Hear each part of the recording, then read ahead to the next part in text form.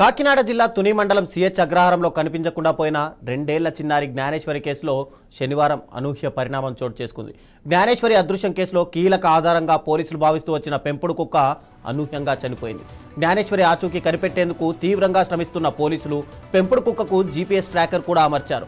హైదరాబాద్ నుంచి GPS tracker తెప్పించి కుక్కకు అమర్చిన పోలీసులు దీని సాయంతో పాపజాడ కనిపెట్టాలని భావించారు. అయితే సుమారుగా 80 నిమిషాల పాటు వివిధ ప్రాంతాల్లో ఈ కుక్క సంచరించింది. దాదాపుగా 8 కిలోమీటర్ల దూరం తిరిగిన తర్వాత ఇది ఇంటి వద్దకు చేరుకుంది. ఆ తర్వాత ఒక్కసారిగా కుప్పకూలి కుక్క చనిపోయింది.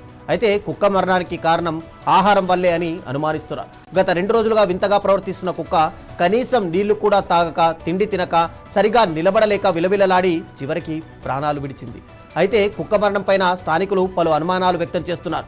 మరోవైపు జ్ఞానేశ్వరి కేసులో కీలక ఆధారమైన పెంపుడు కుక్క మృతితో పోలీసులు ఇప్పుడు కేసును ఎలా విచారిస్తారు అనేది ప్రాధాన్యం సంతరించుకుంది.